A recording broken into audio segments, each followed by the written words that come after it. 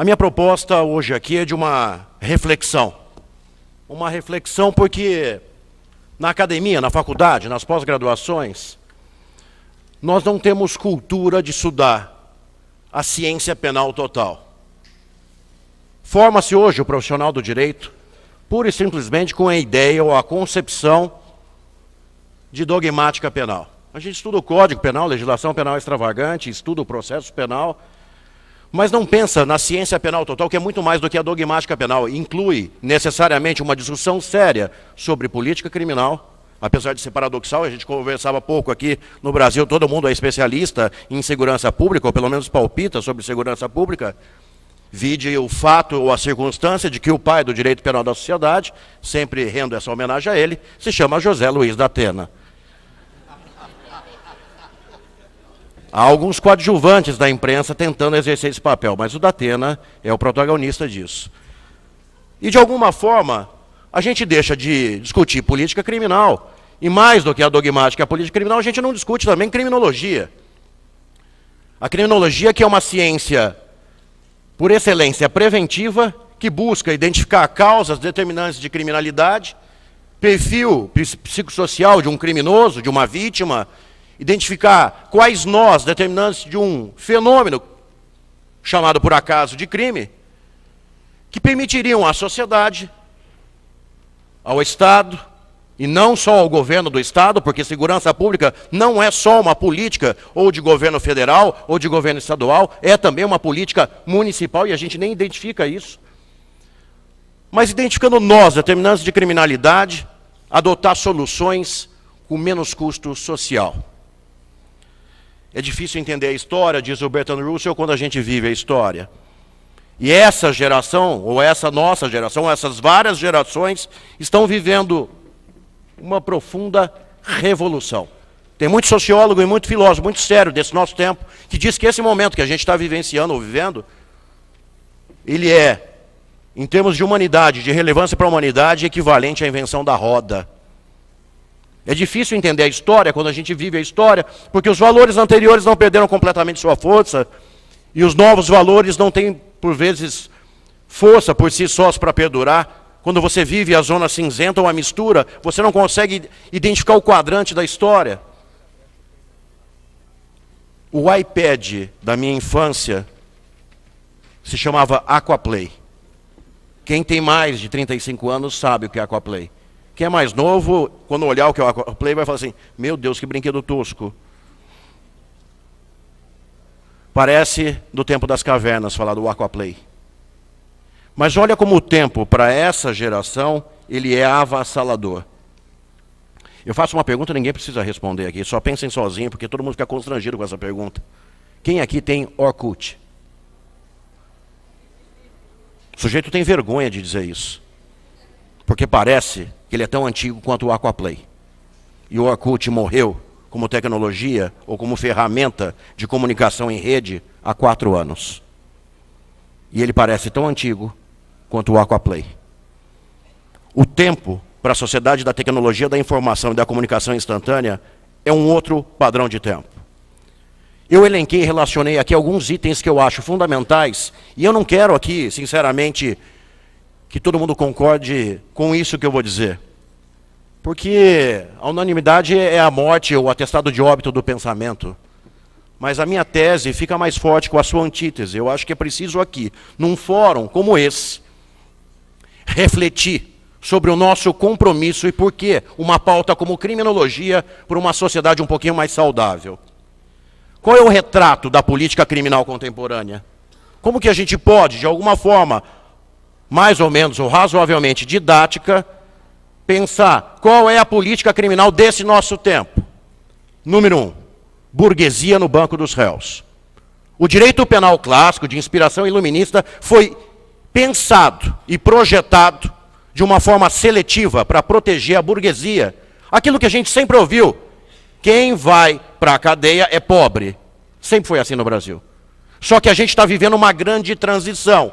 E ainda que o brasileiro seja cético, não acredite muito nisso, ou fique desconfiado, fato é que lei de improbidade administrativa em 92, a ação 470 agora, a lei da ficha limpa, representam para a gente uma mudança de paradigmas. É ver, pela primeira vez, a burguesia ou a aristocracia brasileira no banco dos réus. E um direito penal um pouquinho diferente. Óbvio que isso traria consequências para a história do Brasil. Enquanto só pobre no Brasil era preso, ninguém se importava com algemas no país. Foi 2 colarinhos brancos serem presos no país, que o Supremo editou uma súmula vinculante. Eu não estou dizendo com isso, ou nem valorando se isto é certo ou errado. Eu só estou descrevendo isto como uma realidade. Nunca importou, nem para a justiça brasileira, nem para o sistema de segurança, discutir legitimidade, legalidade ou abuso de algema. Mas isso é um retrato, agora, da burguesia no banco dos réus. Sonegação fiscal, lavagem de dinheiro, cartéis, crime de colarinho branco. Esse fenômeno é um fenômeno novo para a gente. 2. Desformalização. O direito penal ou a política criminal contemporânea é pautada agora por flexibilização de garantias penais e processuais penais. Quem advoga no foro criminal sabe do que eu estou dizendo.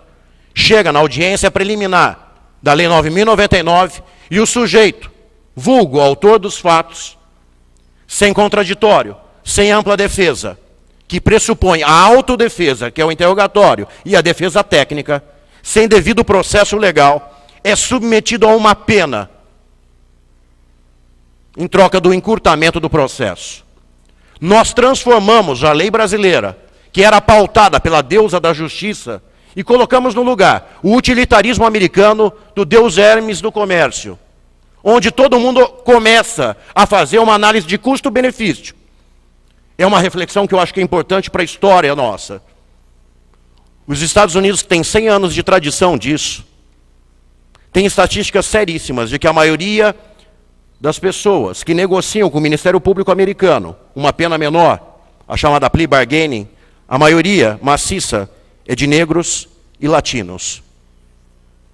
O que pode implicar um problema de acesso à justiça. Uma análise de custo-benefício do tipo, eu vou ser condenado de qualquer forma, mesmo não sendo tão culpado assim, ou nem sendo culpado. Num extremo isso, no outro extremo, RDD. Como convivo com isso? É possível para a gente prescindir desse tipo de instrumento?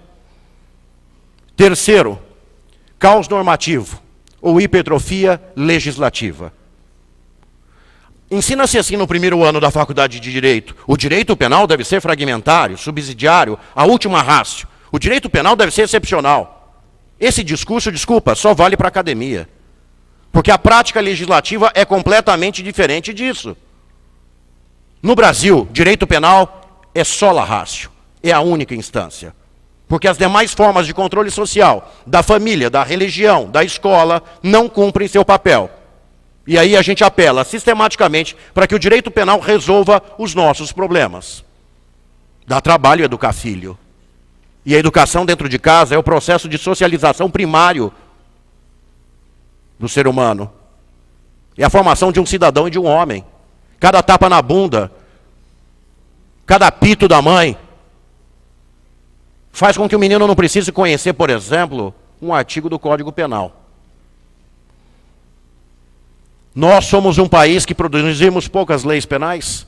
Nós temos fora do Código Penal 166 leis penais, leis que contêm algum tipo penal.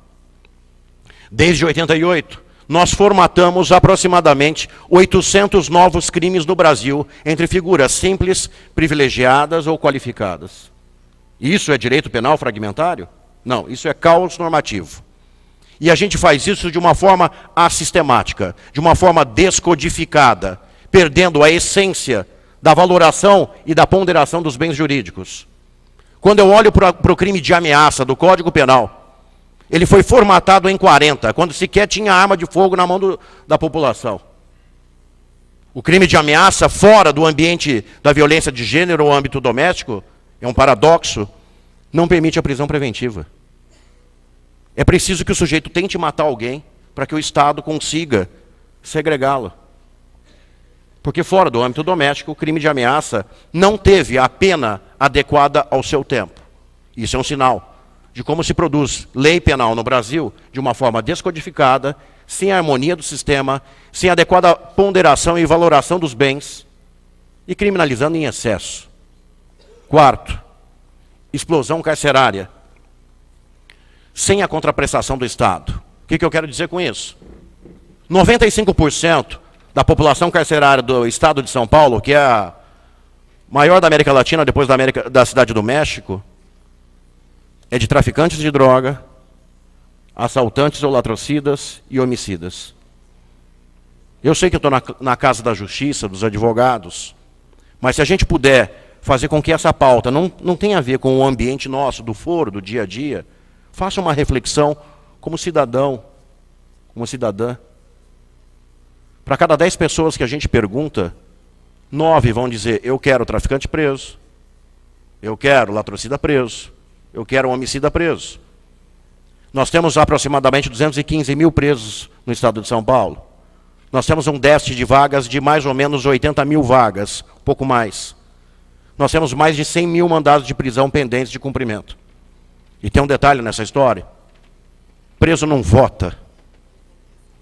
Que governador vai apresentar? Olha, inaugurei mais 10 presídios. A gente olha com o orçamento finito, com o déficit de políticas públicas, como a maioria maciça da população pobre é de gente ordeira e de bem, o povo não entende isso. Como a gente vai resolver essa equação? Do outro lado, o que me parece paradoxal em relação à política penitenciária é o Estado tem fomentado ao longo dos últimos anos, desde a adoção do rigorismo penal da lei e ordem americano, com a lei de crimes hediondos, uma mitigação da pena de prisão. Fez isso em 95 com a 9.099. Fez isso em 98 com a adoção das penas alternativas, mudando os 44 seguintes do Código Penal. Fez isso acabando com o exame criminológico em 2003 para a progressão de regime, o exame que era compulsório. Mudando o sistema de remissão de pena, com estudo, com trabalho. Fez isso mudando todos os decretos de indulto ano a ano, permitindo cada vez mais abertura de vaga no sistema. Acabou qualquer política jurídica penitenciária no Brasil. Esse discurso de reinserção social e de ressocialização é uma piada no Brasil. Serve só para aula de direito penal. Não tem cultura nem política nenhuma disso no país. A política de abertura de vaga no sistema penitenciário. Ok, então faça o papel de casa. Eu falo como promotor de justiça. Eu sou favorável a medidas não detentivas. Regime aberto, sursi, livramento condicional. Eu sou favorável a penas restritivas de direito. Só que o Estado não cumpre o papel dele, que é fiscalizar essas medidas não detentivas. Isso é uma piada no Brasil. O que é o regime aberto no Brasil? Quem olha isso? O sujeito, quando é surpreendido pela polícia na rua, num local em que ele não podia estar, porque ele sofreu essa condição na audiência de monitora do juiz, ele já é tão azarado e tão zicado que, desculpa, não precisa nem direito penal para ele vai atravessar a rua, vai ser atropelado. Ele não precisa disso. Isso é uma piada no Brasil. A gente quer de verdade pena alternativa? Vamos discutir seriamente, então, tornozeleira eletrônica, sem achar que isso é um constrangimento. Isso custa 1/3 de uma vaga no sistema penitenciário, do custeio de uma vaga na cadeia. Vamos discutir isso seriamente no Brasil? Quinto, elevado número de subnotificações. Isso é a cifra oculta. São as taxas de vitimização. Ah, mas o que é isso? Quem já foi assaltado aqui com arma de fogo? Das pessoas que foram assaltadas com arma de fogo, quem deixou de registrar a ocorrência na delegacia? Isso é a vitimização. Nós não entramos para a estatística. Nós não entramos na estatística.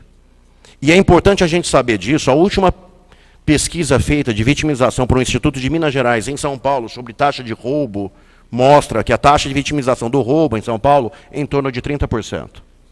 Ou seja, só 1/3 dos roubos são formalmente registrados. Por que isso é relevante a gente discutir? Eu não sei, talvez o secretário de Segurança venha hoje aqui. Nós não conseguimos medir, mas a gente dá palpite o tempo inteiro. Está aumentando e explodindo o roubo em São Paulo. A gente não sabe se está ou não. É preciso avaliar isso com calma e com reflexão. Política criminal deve se fazer com serenidade e não com fígado. Ele implementou uma ferramenta eletrônica de registro de boletim de ocorrência online. Será que isso não aumentou o número de pessoas que registram e que por preguiça ou por vários motivos de vitimização diferentes não iam à delegacia de polícia? É preciso avaliar isso com calma. Se foi isso, não é que aumentou o número de roubos, aumentou o número de roubos registrados. O número de roubos já existia.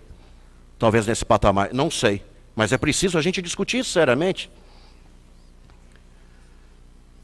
Ineficácia do Estado em executar políticas públicas básicas. Quem não entende que política de segurança pública, ou a maior política de segurança pública, é política pública primária, desculpa dizer, não compreende segurança pública.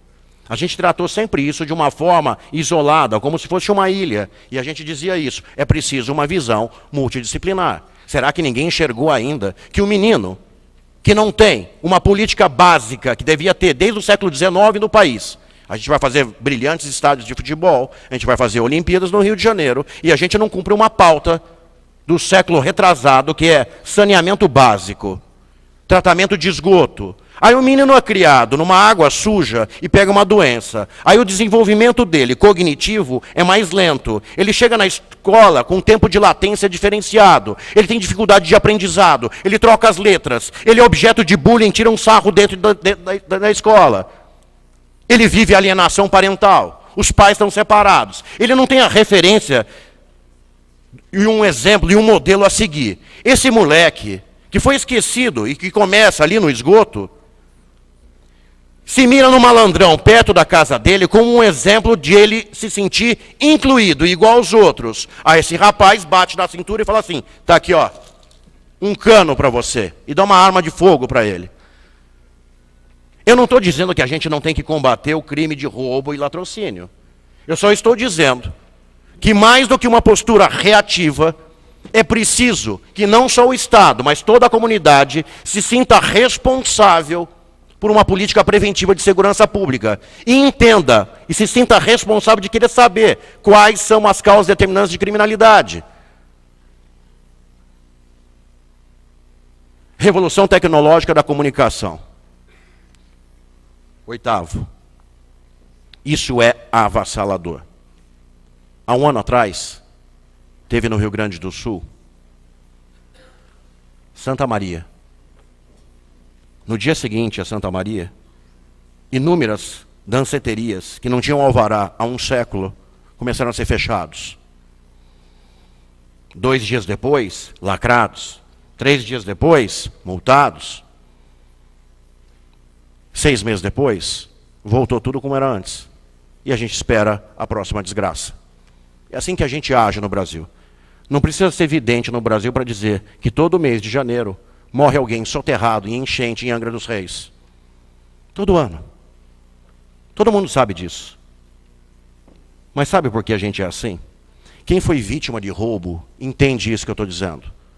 A vivência subjetiva dos riscos é mais intensa do que objetivamente eles são. Quando você é assaltado, no dia seguinte, quando você passa no local do assalto, a sua sensação é de que você está tão neurótico, é como se o bandido estivesse esperando lá para te assaltar de novo. Mas isso é completamente irracional e ilógico. Por que é só lá que você tem esse trauma? Porque quem vive dor não reage com razão e nem com serenidade. Quem vive desgraça, reage com o fígado. Meus alunos da faculdade, primeiro ano, são super empolgados em discutir pena de morte e perguntam assim para mim, você é a favor? Eu falei, não, sou contra a pena de morte. Sempre fui contra. Ah, mas e se fizer alguma coisa com seus filhos? Eu tenho o manual da Santa Inquisição em casa. Eu vou matá-lo, mas antes de matar eu vou torturar a pessoa. Agora eu pergunto, isso é direito penal, gente? Não, isso é vingança. Isso é qualquer outra coisa que não é direito penal. Política criminal e o direito penal da sociedade, o direito penal da sociedade é um direito penal, é uma política criminal construída com serenidade e não com o fígado. Só que o Brasil virou, por conta dessa sensação de insegurança absurda, pão, circo e lei penal. O kit funciona assim. Agora, a desgraça aproximou para dentro da nossa casa. A gente viveu Santa Maria como se fosse dentro da nossa casa. A gente vive um sequestro no Rio Grande do Sul como se fosse dentro da nossa casa. A gente vê o presídio lá no Maranhão como se fosse aqui em São Paulo. Porque é tudo online e em tempo real. A gente vivencia a desgraça o tempo inteiro. A minha avó, que tem 94 anos, isso não é piada, é real. Ligou para mim, porque eu tenho um apartamento aqui perto do cemitério da Consolação, ligou para mim semana retrasada, chorando. Ligava e eu não podia atender o telefone. Ligava. Quando eu conseguia atender, ela estava chorando de soluçar, 94 anos. Falei, que foi, vó? Aí eu vi na televisão, no Datena, que cortaram a cabeça de um homem. Falei, vó, você achou que fosse a minha cabeça? Mas é assim que a gente reage. Agora, imagina isso no macro. Sociedade insegura e medrosa, mais mídia sensacionalista, mais discurso criminológico de baixo custo, como é o nosso Congresso Nacional. O que é o kit? Lei penal. Amor, eu vou tirar uma foto. Confia em mim, a gente se ama. Você apaga? Apago. Carolina Dickmann. Aí a gente faz 2 tipos penais, Carolina Dickmann. Um tipo simples e um qualificado. Na prática, é tudo menor potencial ofensivo. Eu fico perguntando, para que a gente fez isso? Para quê? Para que a gente fez isso?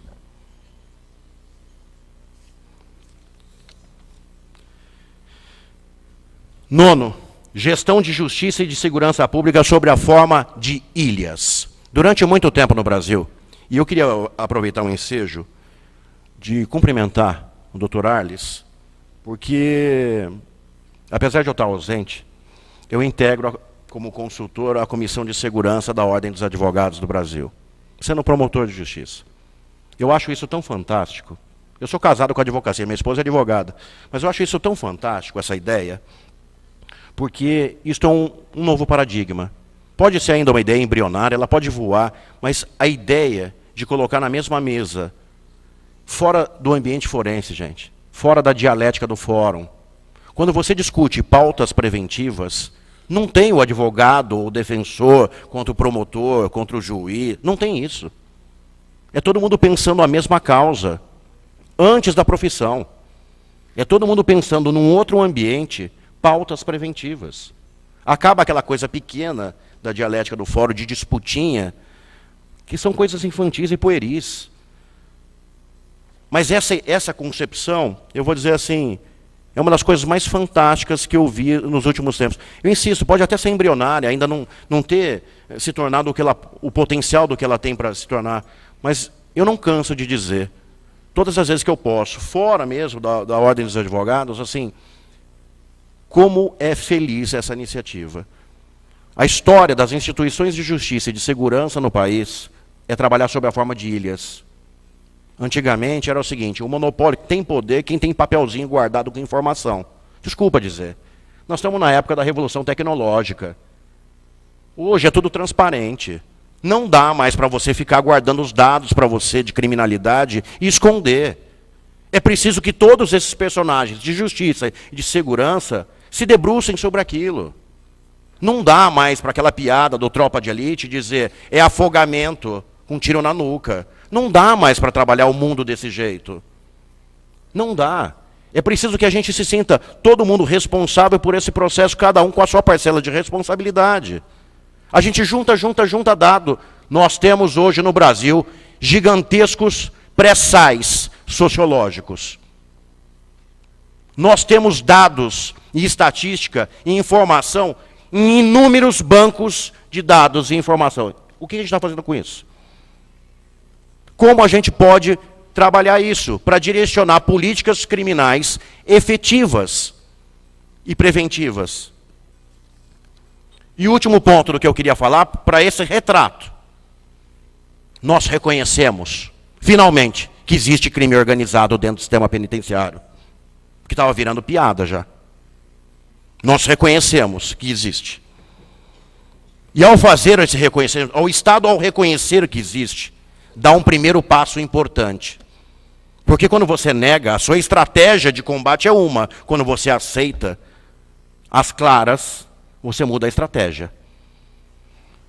Quais são as alternativas para uma política criminal com esse panorama, com esse cenário, com esse quadro? Número 1, investimento em tecnologia. Não dá mais. Não dá mais. Não dá mais para a gente achar que o processo penal é prova testemunhal. Isso é uma garantia para o policial, isso é uma garantia para o réu, isso é uma garantia para o cidadão. Desculpa dizer. A gente tem que adotar, o quanto antes, tecnologia audiovisual. Filmar a prisão em flagrante, sim. Adotar novos protocolos de atuação, sim. Eu entendo que nós fomos formatados, a nossa geração foi formatada para o bem ou para o mal, num contexto de ditadura militar. Eu entendo que a nossa democracia ainda é incipiente, nós temos só 25 anos dela. Eu entendo que a gente precisa compreender que ainda estamos engatinhando na vivência e na prática democrática. Mas a gente precisa avançar em algumas coisas. Investir em tecnologia, sim. Me parece que o governo do Estado está, dessa vez, investindo nisso. Segundo, premiação por resultados. Eu sei que algumas pessoas são meio contra isso, mas desculpa, qualquer grande corporação e empresa, qualquer setor privado trabalha com isso. Eu valorizo, eu capacito o meu funcionário, o meu servidor e pago a eficiência do resultado. Eu não sei se este modelo que estão pensando em São Paulo vai ser o ideal ou não, mas pelo amor de Deus, quando eu tenho um esqueleto montado, uma ideia, uma semente plantada, depois eu vejo como eu vou regar a flor. Depois eu vejo como eu vou adaptar a ideia, fazer os aperfeiçoamentos que vão ser necessários. Mas esse tipo de pauta é uma pauta que as polícias de outros países mais civilizados já têm há muito tempo. Quarto, e o grande objetivo de estar aqui, criminologia como instrumento de política de segurança pública. Eu não vou falar de escolas de criminologia diferente, porque eu acho que não é o objetivo aqui. Anomia, controle social, etiquetamento, não é esse o objetivo. Janelas quebradas. Todas as escolas de criminologia têm alguma utilidade para apresentar para a gente. Todas elas. Focar no sistema ecológico, uma escola de Chicago, olhar o que está envolvido no entorno, quais são as causas envolvidas com aquele fenômeno. Agora, a gente precisa discutir isso no Brasil. Isso deveria ser disciplina dentro da graduação, das faculdades de Direito. Eu fomentei agora, na escola do Ministério Público, na pós-graduação, a criar um novo modelo de pós-graduação de Direito Penal. Política Criminal de Segurança Pública, 1 semestre. Criminologia, 1 semestre. E Dogmática Penal no final. Você formatar um profissional, e isso é aberto para qualquer profissional, um profissional diferente, que pense ciência penal total. Não dá mais para você imaginar que a lei penal não tem nada a ver com isso. Tem tudo a ver com isso. As causas determinantes de criminalidade direcionam a política criminal do Estado, que, por consequência, vão gerar leis penais diferentes. Alguns exemplos práticos. E por que práticos? Há 1 ano, porque o Ministério Público também não estava fazendo o seu dever de casa em relação a isso.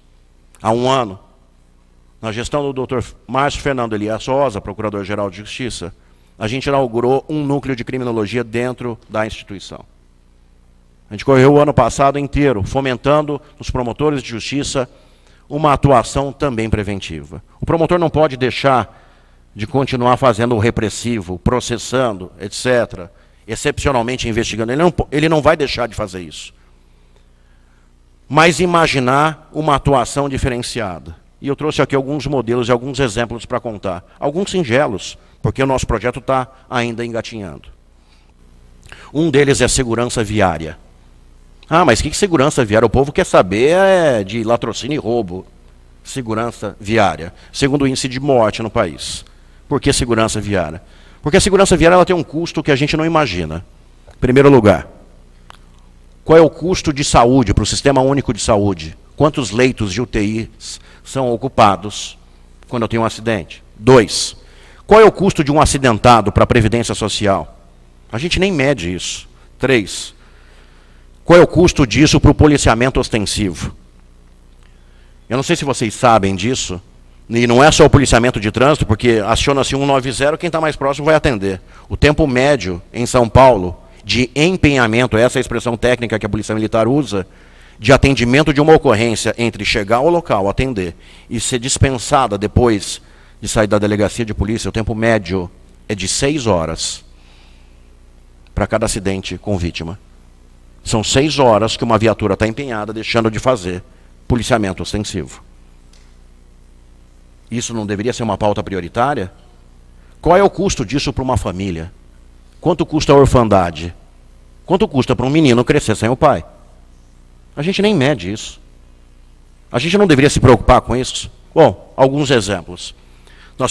A gente está publicando agora um sobre a capital. Primeiro, para começar, os logradouros que eu mais tenho acidente. Óbvio, Marginal Tietê, Marginal Pinheiros, até pela extensão. Mas mais do que isso, estrada do Mboimirim. Isso é preciso olhar. Por quê? Porque quando eu olho na estatística em quantidade de acidentes, ela está no top 10, nas 10 mais. Mas quando eu vejo acidentes com morte, é lá. E um dado que me chocou, que eu não sabia, porque a criminologia nos traz essas surpresas. Você não sabe o que vai aparecer. Você não sabe exatamente o que vai aparecer. A maioria maciça dos acidentes com morte é atropelamento de pedestre. O que mostra como nós somos ainda um povo primata. Porque o básico da cidadania mede-se a civilidade de um povo pelo tamanho da calçada. É por isso que a Paulista é tudo isso aqui. Olha o tamanho da calçada. Por isso que esse é um símbolo do país. Olha o tamanho da calçada. Uma calçada não só em extensão, mas em condição de eu me locomover. De uma pessoa com deficiência poder se locomover. Mas o respeito também ao pedestre. Fizemos um estudo na região de Sorocaba com todos os municípios de Sorocaba. E olha o que foi aparecendo. Olha como é possível direcionar uma política preventiva mais eficiente com menor custo social.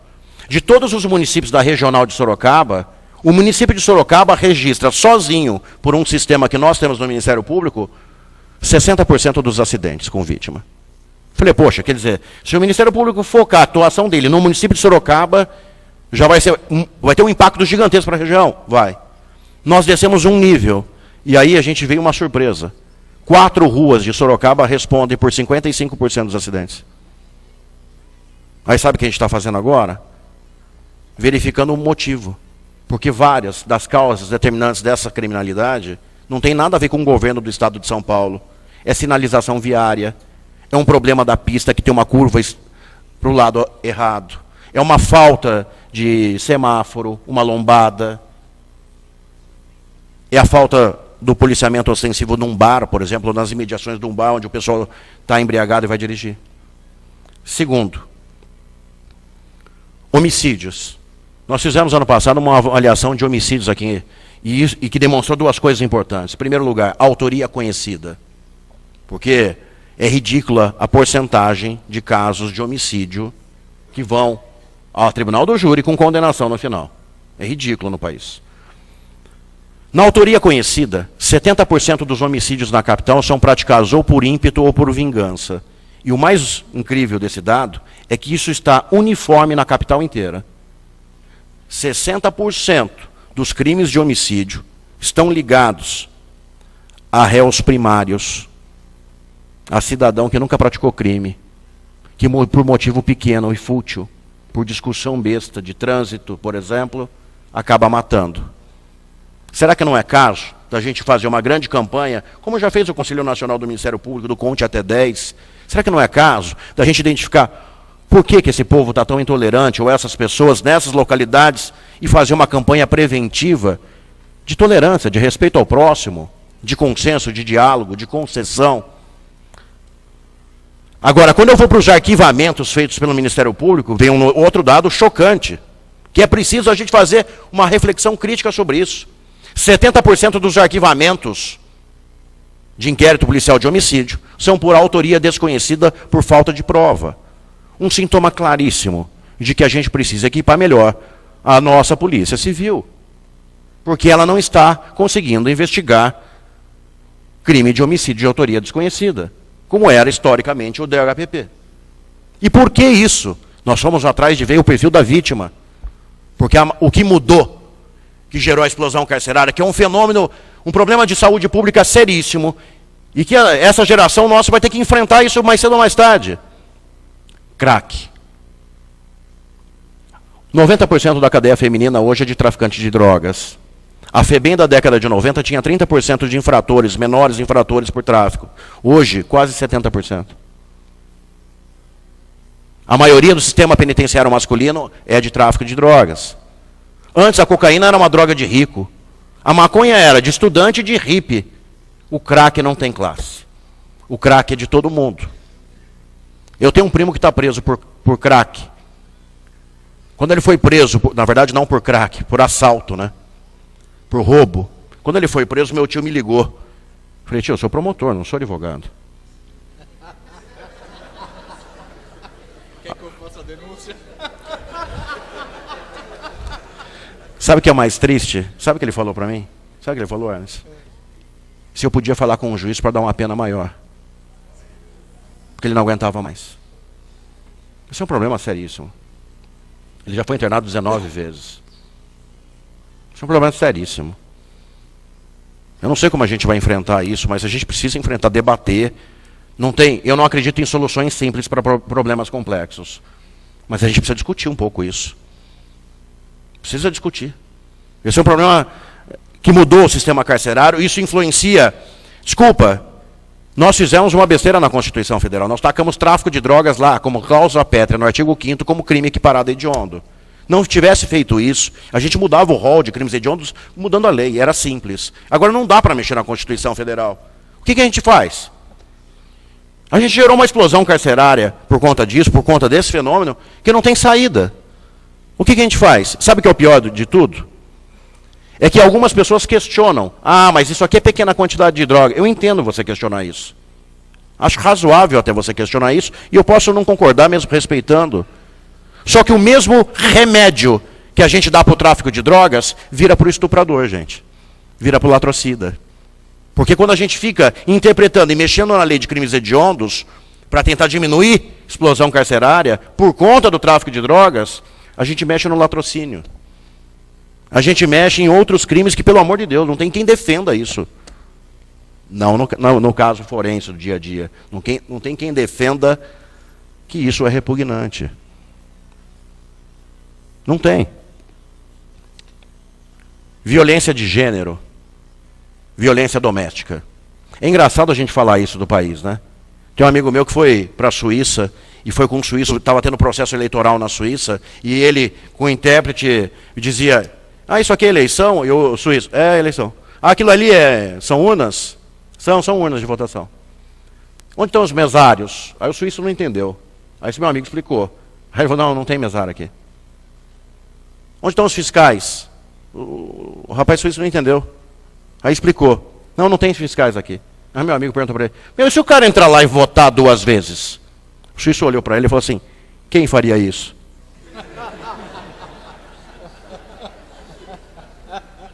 Quem que faria isso? A célula mais importante da sociedade se chama família. Mais importante. Só que no Brasil, a gente precisou da heteronomia do direito para falar, não bata numa mulher, que é a mãe. Não bata nos avós.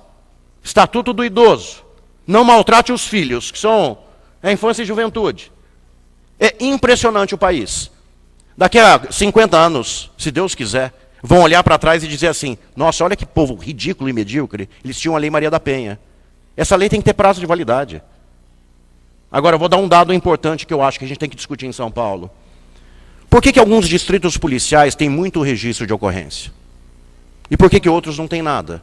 Eu preciso investigar isso. Não é possível que seja tão diferente assim. Porque se for tão diferente assim, eu preciso conhecer essa comunidade e pegar este modelo de respeito à mulher e trazer para outra comunidade. Ou não é isso? Ou a vítima está inibida e constrangida e melindrada de registrar naquela região. Então, sem querer processar, estigmatizar, não é isso. Então talvez precise de um trabalho de base ali na região para incentivar essa mulher. Porque nenhuma criança se desenvolve direito assistindo a mãe apanhando. Desculpa dizer. É impossível isso. Nenhuma criança, ela acha que aquilo é o padrão de educação. Ele vai fazer o mesmo com a mulher dele. Ele acha que aquilo é um modelo. Nesse lugar que tem muito registro, trabalhar na área criminal com violência de gênero, assim como é idoso, pessoa com deficiência, requer um outro tipo de remédio e de profissional do direito. Não basta só eu saber direito penal. Eu tenho que saber o que é trabalhar em rede. Eu tenho que saber o que é equipe multidisciplinar. Eu tenho que entender que por trás daquilo eu preciso reeducar o agressor. Eu preciso criar nessa vítima uma consciência cidadã de denunciar e dizer, chega, acabou, não vai ter mais isso. Eu tenho que evitar a propagação da violência. Isso pressupõe toda uma rede protetiva, serviços públicos de psicologia, de assistência social, e eu preciso de um outro profissional. Nessas regiões onde eu tenho muito registro policial, a criminologia me permite isso, direcionar energia, dinheiro, capital, força, trabalho, política pública para uma rede protetiva suficiente, ou mais ou menos suficiente. Intolerância. Nós vamos ter que quebrar mais algumas lâmpadas na cabeça de algumas pessoas para nascer o crime de respeito à orientação sexual. A gente já tem uma das leis que eu tenho mais vergonha do planeta de ver, que é a lei de discriminação racial. Eu vou dizer, o povo tem que ser muito pobre e pequeno de espírito para ter um crime. Eu vou falar um só que eu acho ridículo, mas ridículo. Isso mostra como nós somos um povo ainda pequeno e cretino. Discriminar alguém numa termas ou casa de massagem por conta da cor da pele, caso de etnia, ou então num salão de cabeleireiro. Isso é o fim. Ter uma lei penal protegendo esse tipo de coisa mostra exatamente quem nós somos. Só que é o seguinte, no Brasil, nós somos um povo tão misturado e miscigenado, a gente festeja isso no carnaval. No dia a dia, desculpa dizer, a gente não festeja isso. A gente esconde para baixo do tapete. A gente precisa criar mecanismos seríssimos de entender como está a intolerância no Brasil. Sabe como isso é tratado? Como injúria racial, e não está certo. Porque tem homicídio praticado por discriminação que a gente não põe na cifra. Tem lesão corporal praticada que não entra como crime ligado à discriminação. E a gente trata isso como se fosse 129 do Código Penal. Desculpa dizer. Ignorância é sinônimo de felicidade. A verdade dói, mas ela nos cura. Porque é conhecendo com transparência esses dados é que a gente pode direcionar políticas diferentes. Estou quase concluindo. Estou concluindo. Mudança de paradigmas. Número 1, a bandeira da criminologia significa, ao invés da gente pensar tanto em estatística criminal, números, quantidade por local, isso é importante também? Lógico que é. É preciso pensar em avaliações qualitativas. Eu não sei o que vai acontecer, mas nós apresentamos um projeto de mapeamento do homicídio no Brasil inteiro para o Ministério da Justiça. Eu quero saber por que demora o processo de homicídio. Eu quero saber a raça de quem mata e de quem é vítima. Eu quero saber o grau de escolaridade, a faixa etária. Eu não sei o que vai aparecer. Eu insisto, é um pré-sal sociológico. Pode aparecer dados ali que sejam absurdamente fantásticos, que uma medida simples, com custo pequeno para a sociedade, permitam grandes impactos e soluções. 2, essa pauta de prevenção é de todos. É dos advogados, é dos promotores, é dos juízes, das polícias, é de todo mundo. 3, esse custo social é menor, com uma postura preventiva. 4, acabar com as ilhas e interoperabilidade entre os órgãos de justiça e de segurança. 5, é importante o artigo 5º da Constituição Federal com todas as garantias, mas há uma cláusula aberta nos direitos sociais, que é o artigo 6º, que, dentre outras coisas, está escrito ali, segurança pública.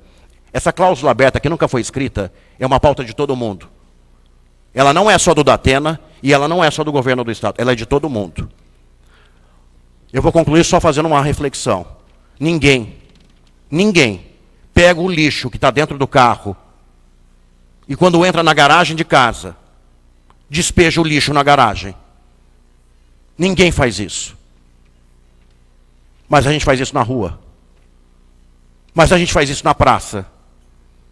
Porque a gente não tem, ou não olha a praça, ou a rua, como se fosse nossa. A gente não tem o sentimento de pertencimento para a coisa pública. E ela é de todo mundo. Essa cidadania ativa é que falta para esse país virar verdadeiramente democrático. Talvez entendendo um pouco as causas e não só atingindo efeitos, porque essa é a cultura no Brasil. Só efeito depois da desgraça. Talvez vivenciando e enfrentando um pouquinho as causas, a gente faça algo diferente do que aquele velho cão estúpido que morde a pedra que nele bate em vez da mão que arremessou.